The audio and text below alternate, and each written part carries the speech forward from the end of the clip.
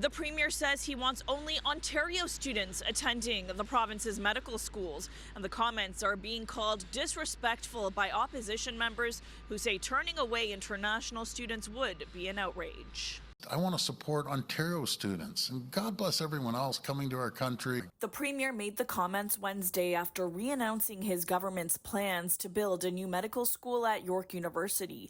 He said he wants 100% of medical seats filled with Ontario students, but currently he says 18% of university and college students are international. Get rid of the 18%. I'm not being mean, but I'm taking care of our students, our kids first. I want 100% Ontario students, going to these universities. What did you make of the Premier's comments yesterday? This is a case, once again, of the Premier making outrageous comments that are insulting to a lot of people and cause a lot of confusion. I feel like the Premier is sending a message to a lot of international medical graduates and students that they're not wanted here. The Premier argues students are being forced to find medical spots outside Ontario, and some don't return at a time when doctors are desperately needed in the province.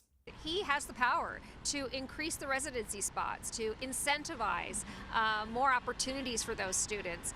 So I think really he shouldn't be blaming international students. He should show some leadership himself. Colleges and universities are depending on international students to fill funding shortfalls after the Ford government cut tuition fees and froze them in 2019. The fees for international students are uncapped. International students play an important role in helping fund colleges and universities, and shows a Premier that's completely out of touch with the needs of our post-secondary sector. Staying on education, Education Minister Stephen Lecce announcing today he is investing $1.3 billion to build 60 new schools across the province. But critics are more concerned about how those schools will be staffed.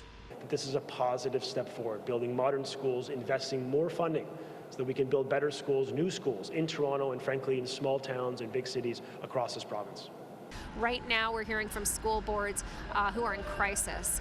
They're having a very difficult time finding qualified teachers. At this rate, what the minister's going to be doing is opening up empty schools, schools with kids and no teachers. The investment is part of a previously announced $16 billion fund to build and repair schools. For City News, I'm Tina Yazdani.